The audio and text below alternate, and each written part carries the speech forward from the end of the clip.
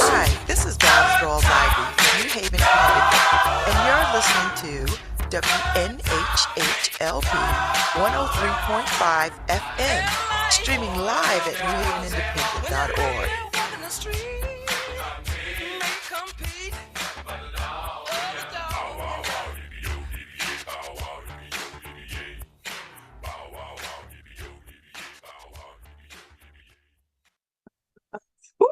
It's the middle of the week.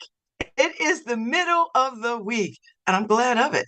Good morning, Harry Jules. Good morning, Paul Bass. Good morning, everybody at WNHH Radio 103.5. I'm Babz Rawls-Ivy. This is LoveBabz, LoveTalk. Thanks for tuning in. And y'all tune in from all over the world. You know how I know? Because y'all reach out to me.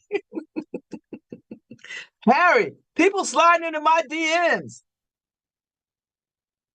In a nice way. I've only gotten a few proposals. And I'm always, these little cats from the Middle East that send proposals. I was like, baby, you don't want me for a wife. I'm not a Muslim. My name might sound a little Muslim-y. I'm not Muslim. And you just wouldn't like me as a wife. I'm barely Christian. I'm half-assed Christian at that, at most. I wouldn't make anybody a good wife. I mean, the kind of man a kind of man would have to be so free to want to have me as a wife. Because I just wouldn't be. I've been a wife. I was a good wife. My ex-husband had no qualms with me being a wife. He thought I was a good wife. He tells everybody to this day,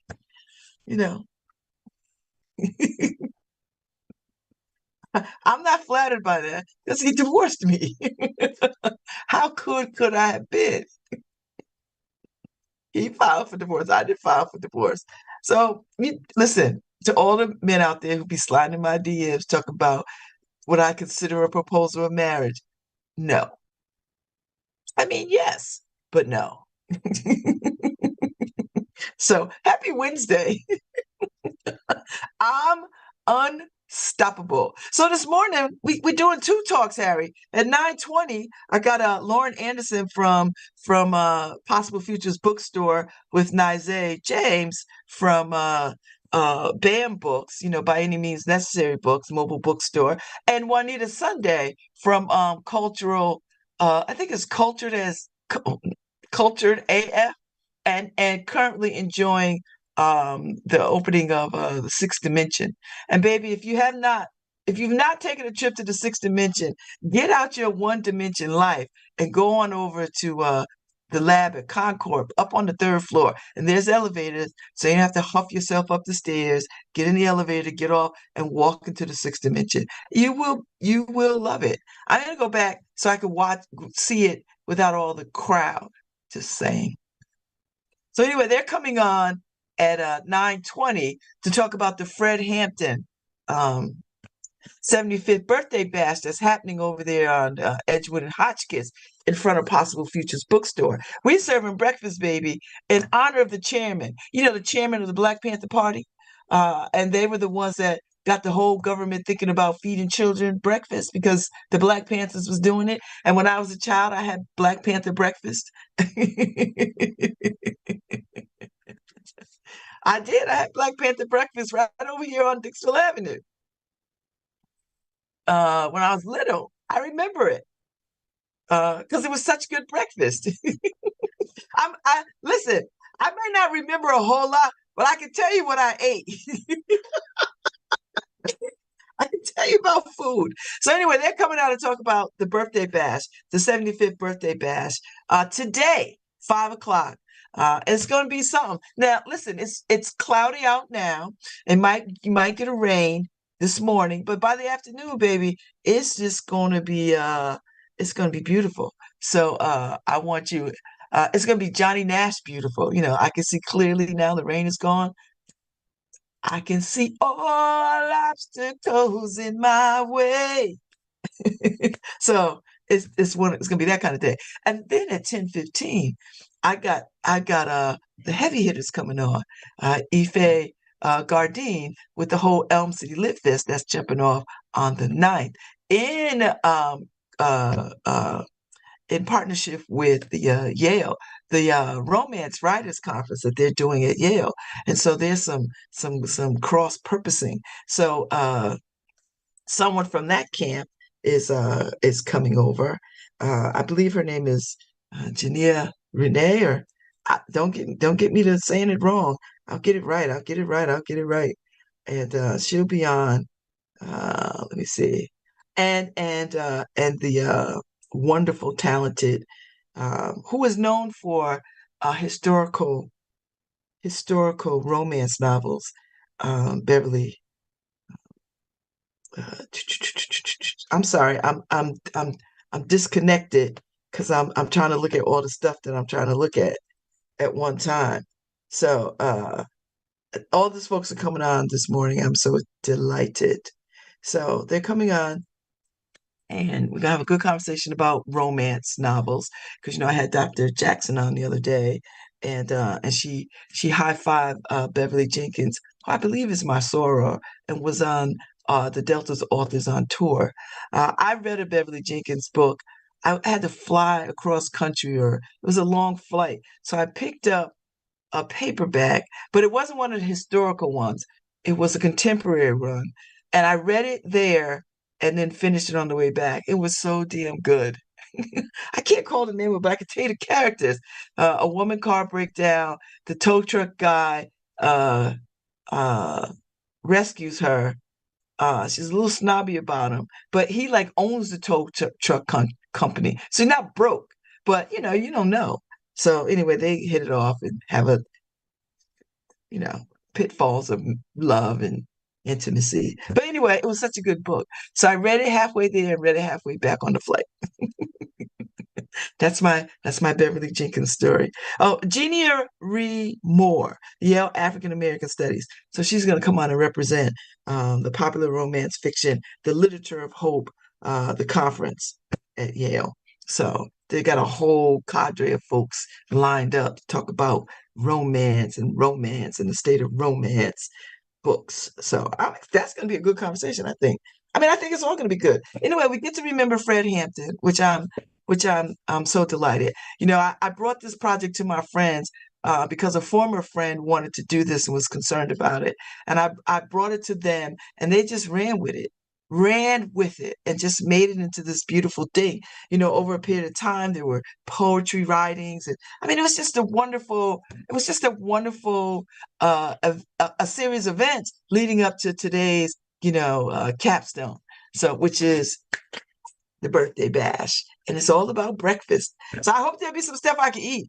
Like I'll eat some bacon. Don't get me wrong, and as long as I don't got no cheese and butter on it, baby, I'm good. So they'll be on in 5 minutes, and they'll give me the real 411 on what's happening and what to look forward to. I'm excited. So my whole day, this is after I get off air, I'm gonna take my practice LSAT test. Because I gotta get in, the game. I gotta put my head in the game. And then I got to go and register for some schools, some LSAT school, I mean, law school, open houses and talks. So I'm gonna go do that today too, because there's some coming up. And I'm just gonna be in the area. I'm gonna be in Connecticut, so I gotta position myself to get in somebody's school close by. I don't know how this, Lord, this is one of these moments where it is in God's hands. You know. This is how you know it's in God's hands. It's just got to be. It's going to be in God's hand because I don't know. I don't know how to read the tea on any of this. This really is me just going by faith. I have no. I have no idea how to. I don't know how this is going to go. I know what I want, but it's in God's hands, and I'll prepare for the worst and hope for the best. I mean, push comes to shove, I don't get in anybody's law school, and I will have enjoyed this opportunity to take a run at it. And then you just make other plans and you move on. That's just what it is.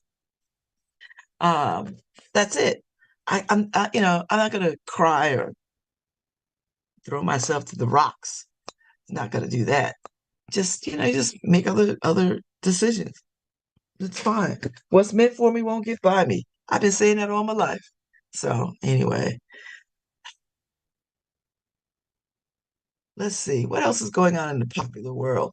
I'm not really, I just turned on Good Morning America like 5 minutes ago and caught like, I guess Hurricane Idalia is a category 3 storm, you know? It was a 4, now it's a 3, it's back to a 4, now a 3. Anyway, it's wet in Florida. That's all I know. It's very wet. And they're evacuating people. I don't know why. Listen, I'm not one of these people. You wouldn't have to tell me 8 million times to evacuate. You tell me one time, my bags are packed, I'm at the door, I'm ready to go. I'm not going to, I don't know how these people deliberate and go back and forth on this. I'm not doing it. I'm out. And if it's a false alarm, so be it. Just be a false alarm. I was like, they'd be like, you need to evacuate. Any suggestions of where I should go? Sure, go this, that. All right. I'm on the next thing smoking. Pack my car, I'm out. I'm not gonna be in the store talking about let's get some provisions and hold up in the house. Are you kidding me? I'm 60 years old. What are my chances of surviving a category 3 anything? uh-uh. I'm not handy like that. I mean, I am, but I'm not. Mm-mm, mm-mm. When I could just be in a hotel 200 miles away or 800 miles away, dry and having a good martini, forget about it. And I know people are like, oh, I don't want to leave my things. Oh, I'm leaving my things. Now, if it's a, I'll listen. If there's a few things I can put in my car that means something to me, all right, I'll do that. I'll do that. But I'm not trying to pack dishes and none of that old mess. Damn that. A couple of pieces of artwork that means something to me. All right, I might stick some of that in the car and get away. But other than that, maybe a couple of pieces of jewelry. You never know what you got to sell on the black market. I've been reading too many dystopian books and watching too many dystopian movies. Listen, I'm about it. All right, they all piling in now. Here they come to save the day. This coffee is good. This is my Mohegan Sun coffee. Although I think I brewed it too strong. Hey, unmute yourself. Good morning, Lauren. Good morning, y'all. What I got there behind me, part Oh, of that big I part of love our big it. banner. Black Power, Ungawa. How are you? I'm really good. Are we ready for the day? I just feel like it's going to be beautiful no matter what it is. So yes. So yes. I I'm think it's gonna also be. ready for like tomorrow. You know what I mean? Like the day after when Yeah, because that's your birthday. yeah, and also like it's a day I plan to spend in my pajamas. You know what Yes, I mean? I'm happy. ready for my pajamas as well as being ready for the I party. know, because you're closing the store down for tomorrow. I am. All right, so everybody, don't bring your butts over there because the store will be closed. Come back on Friday. She needs a day off, and it's her birthday. That's true. I usually keep that under wraps. I'm So sorry, I'm putting it on blast because birthdays are important to me. Damn, what I you want, know. And Lauren? I treasure it. I treasure. I also realized, Babz, I don't know if you saw this, but I reposted your The, post from the, a year ago today, because today is the day last year that you kind of kicked off the Babz, Book Joy Fund, which has kind of gotten shortened to the Book Joy Fund. And I just that's feel like fine. it's so fitting, I you have know? no ego.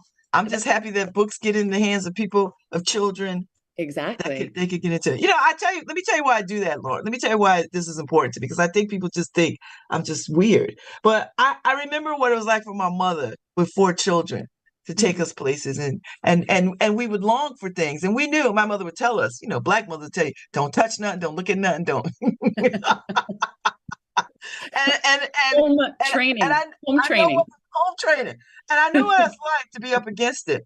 And then when I raised my four children, and then, we'd go to Target or somewhere, and I in those early days of raising children, we had means, so we could buy them things. If they wanted a book, we could get a book, and we purposely made trips to places to get them books.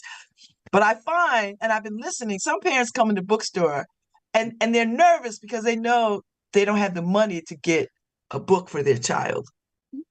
But they want their child to come into the bookstore, and they want to come in the bookstore, and they want to experience everything in the bookstore. Totally. And I know what that's like. And I've heard mother time and time again in your bookstore say, "Not this week, next week." Yeah. Yeah. And I know what that means. That means I didn't budget for this. I'll come back next week. And so Totally. that just resonates with me. So I was like, no, I got this book. I mean, can I just say, I love that. I feel like it's such auntie behavior to like, it is. It totally is. And also I love the idea of like, there are all these ears and eyes, like in the very best way of like what a neighborhood is. And like, people listening for each other and like looking out for each other, and that you're overhearing things and like yes. acting on them. Because I think that I would also I would want to do something about that. And I know many of us would, but we can't always hear and see everything. And we also can't take responsibility individually for doing everything as one person. And so it's just beautiful. It's just the best. Thank you. Hey, Juanita, unmute yourself. What's up, Sixth Dimension Queen? Good morning. Good morning, everyone. How are you? I'm great. Well, we were just talking about the possible futures in the book club joy, and just putting books in hands of kids. That's fine. So, but Fred Hampton. So you're part of Fred Hampton. I know you did the graphics for it. Looks beautiful. I love it. And Fred Hampton would have been 75 years old, which freaks me out because he was cut down at 21, 22. Very young, very young. And to be so young, and Lauren and y'all could speak to this. I don't know if Nizay's gonna jump on, but he was well read at 20-something years old. He had already read a whole bunch of books and had already had a world view at like 20-something. Yeah, like well read in terms of having, well read in terms of the book, like reading the word, but also like well read in terms of reading the world, like having a global analysis and like ideas about solidarity that were rooted in like a real big picture, informed by like things that people had written, but also just informed by like the text of people's actual lives. I'm just an amazing human. And I will say Nizay, if Nizay was here, who was like our resident Fred Hampton expert, and very much at the heart of this celebration and all the things that have led up to it. I'm sure Nizay could share also things that maybe all of us don't know about Fred Hampton. The good news is that Nizay is both like in a garden right now, probably with young people, growing things and planting things, which is also a wonderful way to work in the spirit of Fred Hampton right now on his birthday. And also that, Nizay will be here tonight. So I don't think Nizay is going to make the call, but Nizay will be at the celebration tonight. And, I just like hope everybody will come and like hang out and enjoy each other. But I also hope that folks will like talk to each other about Fred, especially if they feel like they don't really know about all that he accomplished in his life and kind of his legacy, because it's a great tragedy that one, that he was murdered by the government for being a real threat to its white supremacist like ideals and actions, and also is it's a real tragedy that we don't teach anything about him really oftentimes in our schools. And what we do end up hearing about him is really either inaccurate or incomplete, and tends to focus only on the fact that he was killed, not on the amazing life that he lived in those 21 years that he had, which also helps us imagine what he would have done. And the future that he would have been part of making, and that he is still part of making, but certainly he would have been part of making in a different way if he was here to celebrate himself with us. Juanita, anything you want to add to this? No, I think that was great, Lauren. And, like she said, it's this event and the celebration of Fred Hampton is still imagining his work, right? Because it's not dead, it's not gone. And re-envisioning the future of, what he could have created and what we can create now. So I just think that's really important. I do too. Well, Lauren, I'm still struck by how the Black Panther Party in and of itself still gives people anxiety. Even the white power structure, it still gives folks anxiety about what they were and what they were about. And seeing them with guns was quite startling. And when you look at those pictures even today, we've never seen anything like it since. That level of resistance and bravado. Yeah. And self-determination, right? Self-determination. Like an insistence on self-defense and self-determination against an aggressive state apparatus that sincerely doesn't treat you as human and doesn't treat your needs as fundamentally deserving to be met. And I also think white people's anxiety, it's not just white people's, but primarily white people's anxiety about like Black radicals. And I don't mean radicals like in the way that, the conservative party uses the word radical. I mean like radical thinkers about like reimagining what life could look like.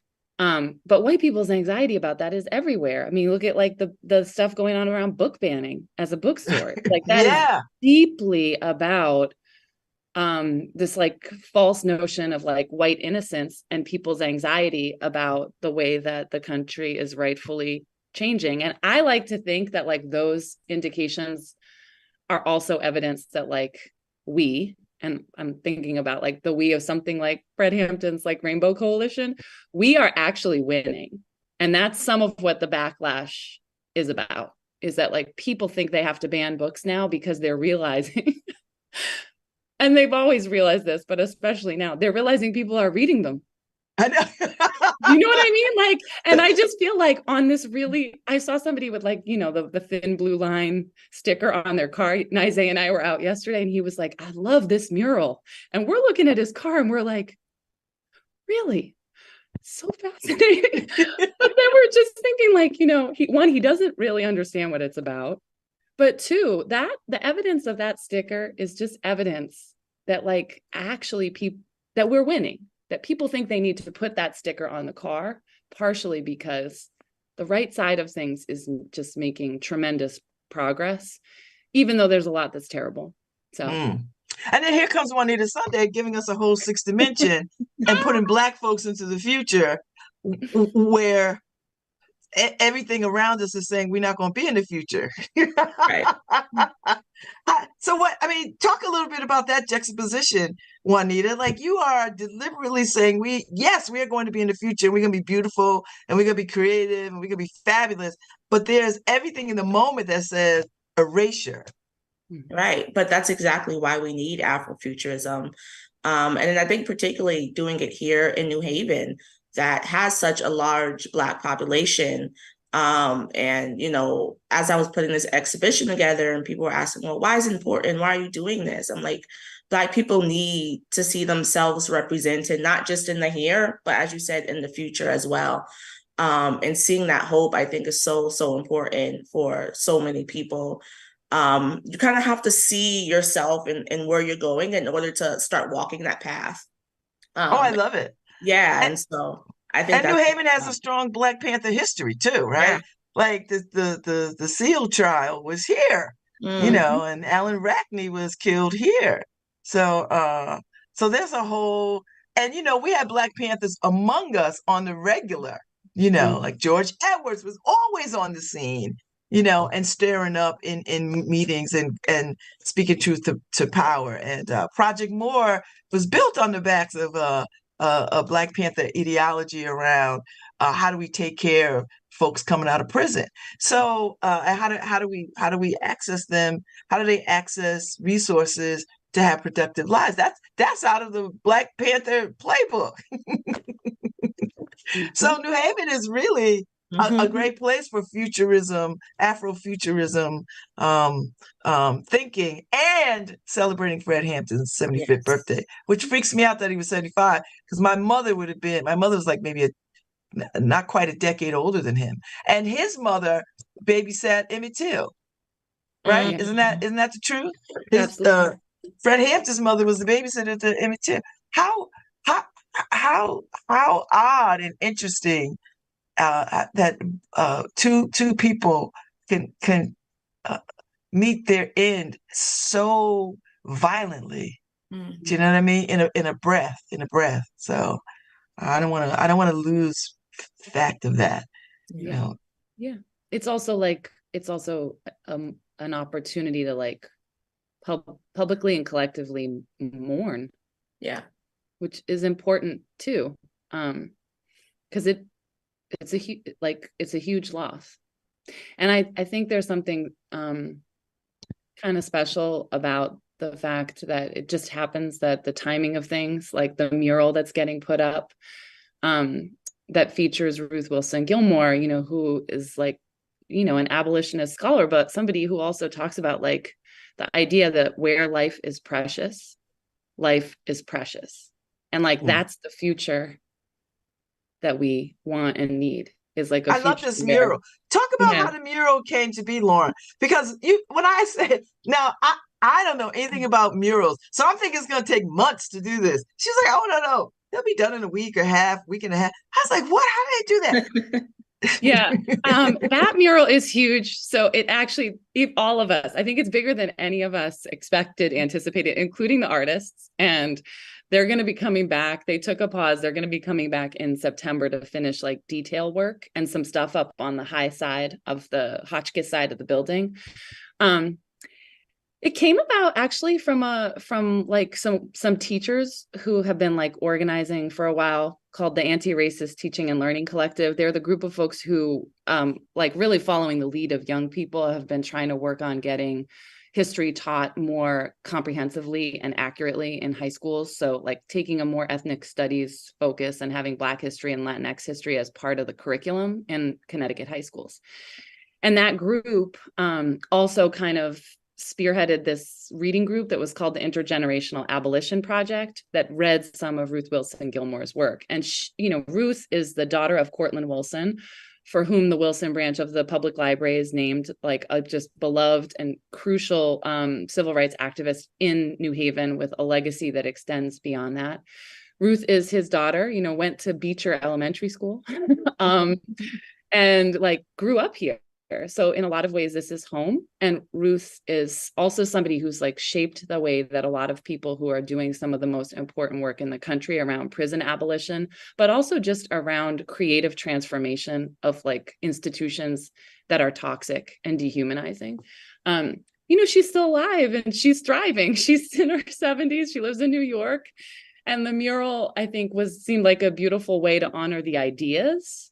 And she knows it's up. She knows it's coming. Like she's not gonna be surprised when she drives down the street and be like, "Why the hell am I on the side of a building?" She's coming in October, but like also an opportunity just to paint a mural of somebody to give them their flowers while they're here with us. I love it. And like murals go up after we've lost people, and it seems like a really special way to engage people in exactly the kind of conversation I think Juanita is so wonderfully like highlighting is this like, how do we build a future that that is inclusive, but also it like centers the inherent value of Black life and creation, and that's really in a lot of ways what the mural is about and inviting people to be in conversation about.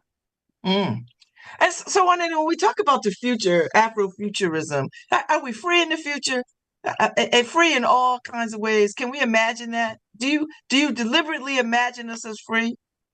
Absolutely. We're free in every sense of the word, in any way that you can imagine it. There is no option but to be free in our future. There is no alternative. Oh, I love that. Oh, I need that on a t-shirt. I will say too tonight, just to this, like, Juanita, we got to get you to write that down. There will be like part of the event. So the event goes 5 to 9. And just to like say a little bit about it, it's open and free. The store is open from 5 to 6. There's a little overlap there. And then like any form of anything remotely capitalist is getting switched off. And the free fest begins fully at 6. It's like the meat of the event. We'll have an open mic. There'll be art supplies, some free books. People will be able to leave with a free book. There will be some amazing free food until it runs out. Empanadas from Madeline's and Madeline. Yay! I know, and that's what I'm Hazel, interested in. What am I eating? Hazel donated some amazing tamales from Lorenza, who makes them by hand. Some roasted potatoes, you know, from Edge of the Woods, who were kind enough to like give us a really good deal. You know, some just like some free breakfast items to like feed the people, and just some invitations for people to work collectively and independently on art. Writing poetry, sharing poetry, creating things together. Like there'll be some questions up that like groups of people can interact with, so that we kind of start to both document and encourage the conversation to happen, and to like keep a little bit of a record of what people's thinking is. Oh, I love it. This time there'll be music. What did I miss, Juanita? Art? That was it. You got it. And now you just came off of a great community neighborhood festival. Like people were live streaming, and I was like sitting on my porch, like, look at these beautiful people in their neighborhood being fabulous and free and safe. Talk a little bit about that. Yeah, it was fantastic. So Youth Day on Edgewood used to happen before the pandemic, and it was really put on by Taisha Walker Myers, Frank Douglas, and Yvette Hamilton, who was my alder. And also, like, I used to do a block party. We kind of that Yvette would come to, and they haven't happened since since the pandemic. And in the meantime, the book space has moved here. So it was this really beautiful opportunity to like work together on the block to like bring back this block party that people used to love to go to. And there were just tons of partners. It would take a whole hour to like list them all. Everybody just came with their most beautiful, wonderful, generous self, and like so many good vibes. And a huge shout out, I just want to say, to Brittany and Shannon, who hosted this amazing event in the space, in the book space, while stuff was going on outside. So I didn't have to worry about anything in here, because they were in here like doing a maternal health hub, and they had all of these like Black providers, doulas, midwives, lactation consultants, a sound session, like a sound healing session, really just for Black mothers. And it was so beautiful. You know, it was like this contained heart of the event that was like also unfolding, because it was so much of it was about life and about like treating life as precious. So it was just really wonderful. It's like Danny captured it like so beautiful in this article in the arts paper. So I hope everybody will read that, because it really was like a testament to, I think, the kinds of things that neighbors want to do together, truly. So it was just, I will hold that one in my heart for the whole year until we do it again next August. I love it. So are we going to celebrate? Is the Fred Hampton birthday bash an annual thing, or have we decided, or what are we doing? Is it one and done, or? Not to put you on the spot. I mean, I love the idea of doing something, and certainly we should celebrate Fred every year, and I think we will always do that. It's also just a special time of year, I will say, for the book space, because Juanita, before you jumped on, I was talking about like Babz started the Book Joy Fund a year ago today. Oh, wow. Like, I know, it's so sweet. And the book space opened in August of last year. So it just feels like a time of celebration, but I also think it's really important for celebrations to be celebrations, but for them to also teach things. And I don't think it's ever going to be unimportant to teach people more about Fred Hampton than they know. I would like to think that if we do it right, everyone in New Haven over time will come to know a whole bunch more about Fred Hampton. So much so that young people will ask their teachers, how come I'm not learning about Fred Hampton? And then their teachers will have to be like, I better get mine together and like teach some Fred Hampton history, and the history that he's connected to and has inspired since. I So love it. so it's a yes, and also it will evolve and change. And like, and I'm just super grateful to Juanita, because Juanita, like, you know, if you got to go to one, you have to go to all the Sixth Dimension events. The exhibition's amazing. Everything sounds and seems amazing. And no, Juanita does nothing that isn't fantastic. But also just to have Juanita like jump on and partner for this feels super special. And it feels like there's an inherently futurist aspect now of like also celebrating the history. Yeah. And I love that. So I feel like it will be handed off to community to do with kind of what they think needs to happen. Yeah, I feel that way too. And I'm telling you, Juanita's got me thinking about the future. I think I was always thinking about the future, but from a very dystopian place. But looking at it from a very Afrofuturistic place, gives me a sense of freedom about what the possibilities could be for us into the future. Like I just like that thinking better than, you know, Parable of the Sower, which is my favorite book. But that's a ride, right? Like that's beyond that path, beyond the parable path, there's got to be some celebratory we is free kind of moments, and Afrofuturism opens that up, at least in my mind, to that. So, so the festivities kick off for Fred Hampton today from 6 to 9. But well, 6 to 8. I mean, it's really 5 to 9. People can come. Okay, Music 5 to will 9. be going at 5.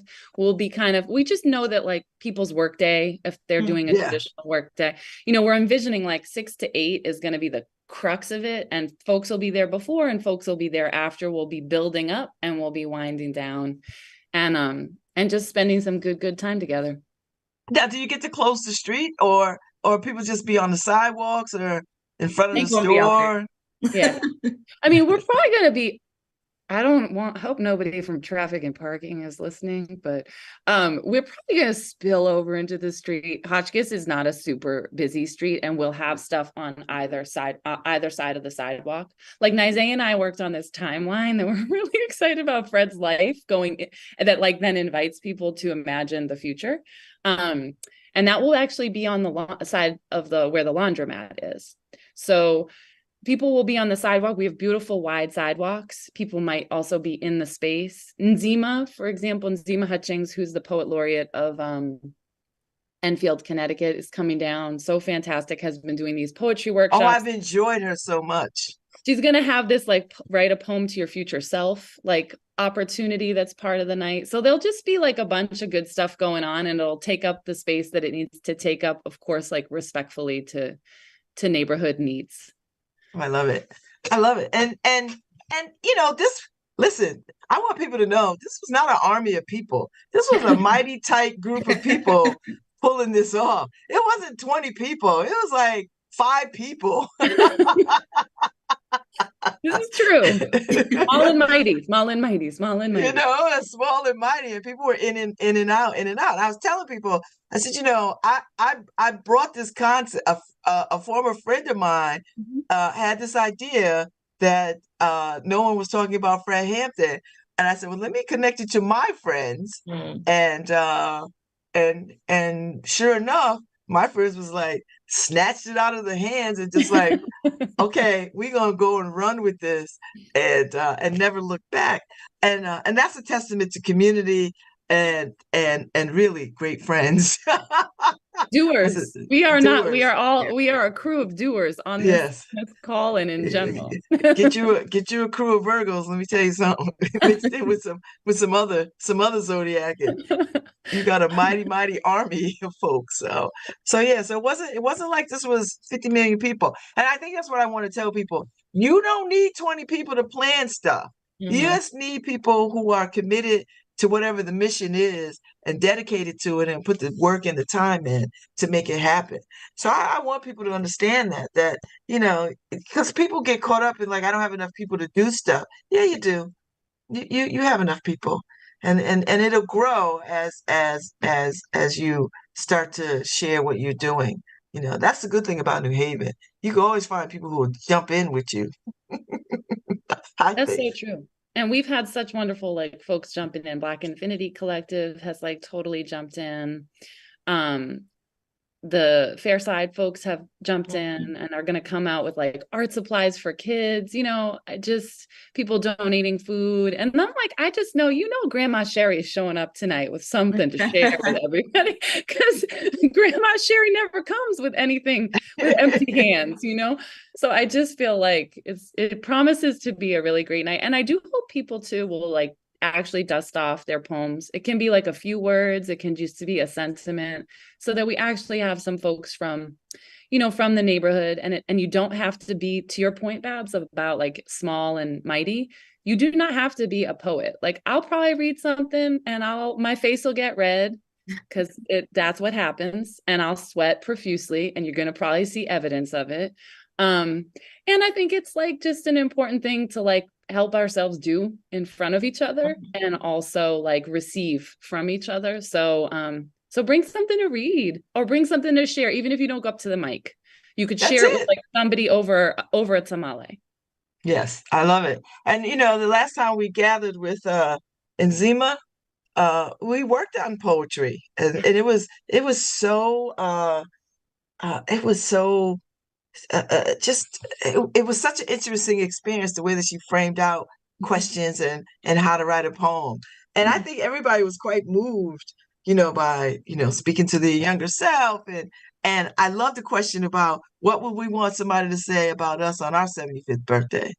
I was like, oh Lord, Yeah. and it was interesting to see people like struggle with that a little bit, right? Because that's future thinking, Juanita. You have to think far into the future. I mean, I'm 60, so that's 15 years from now. Thinking about that, I can't even imagine. So, but it was a good exercise, though. It was a really good exercise in thinking about that. So yeah, so more of that. So yeah, so people come, and did I see in the flyer, Lauren, bring your skates? You mean roller skates? Well, I will say that would be easier if we had a formal closure of the street. Yeah. But people certainly can. And it's like, it is a smooth patch of, and I feel like bring your skates is like, if the street is slow and we have enough people out there to like create just like safe passage for folks to like loop around a little bit and have fun, it would feel really good.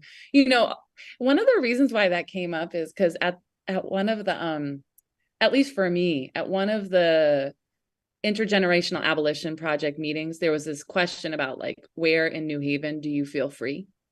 And where do you feel freedom is not, and we must make it? And it's part of this map that will be up and people can add things to.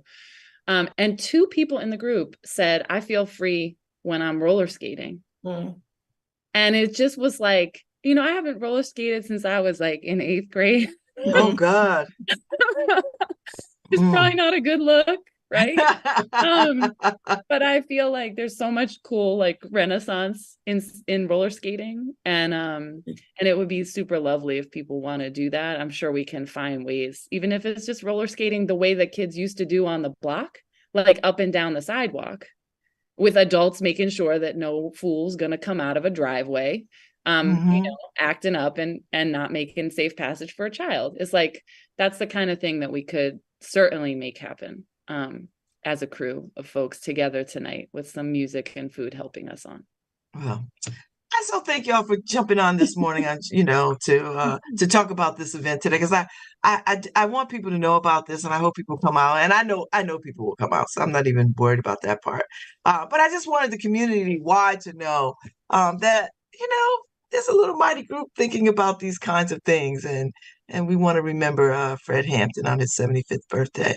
So yeah, so come and eat and hear some music. Maybe we could get a little line dancing going in the middle of the street, because that's my new group dancing is my thing now, because I got new hips, and so I said when I got these new hips I would lead line dancing. So there we go. So come out, make some art, get some poetry, eat some breakfasty kind of things, and be in community with folks, and get a free book. Who doesn't like a free book? Yes, so don't wait too long to show up, because We are small and mighty. That part is true. There's not That's like it. books till the ends of time, but Right. you could also bring a book you love to maybe like swap with someone Swap, else yeah, or book to swap. give to someone else in the spirit of like what the Panthers did for each other day in, day out. I love it. I love it. I love it. I might find a book to do just that thing. So thank you, Juanita Sunday. Thank you, Lauren Thank Anderson. you. See I you appreciate tonight. y'all. And I'll see you. I'll see you. I'll see you. I'll be there with bells on. I'm ready. Fred Hampton, happy birthday. So Happy birthday, thank Fred. y'all so much for jumping on this morning. Absolutely. See you later. I'll see you later. See you later. All right, Harry Jones. So we got about a few minutes before I break, and then the next round of folks, Ife Gardine and company will be on Elm City Lit Fest, and the Literature of Hope, the romance conference is going on at Yale. Those folks will be on. Jania Ray Moore and the beautifully talented Beverly Jenkins will be on, and we'll just have a good conversation about the romance conference, Elm City Lit Fest, and historical romance. But, I mean, we're gonna make it all work, baby, because that's what we do. So I'm excited. This is a good day. It feels like a Friday. It feels like a Friday instead of a Wednesday. But maybe that's a good thing that your Wednesday feels like, okay, there's a lot going on. And there is.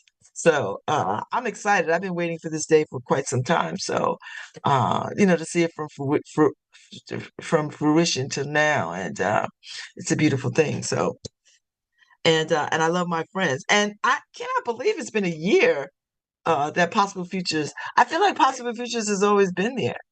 It's only been a year. Imagine the impact, in 2 years' time, in 3 years' time. Like it just seems incredible to me. And it wasn't an easy climb. It looks dazzling, but it's no easy climb.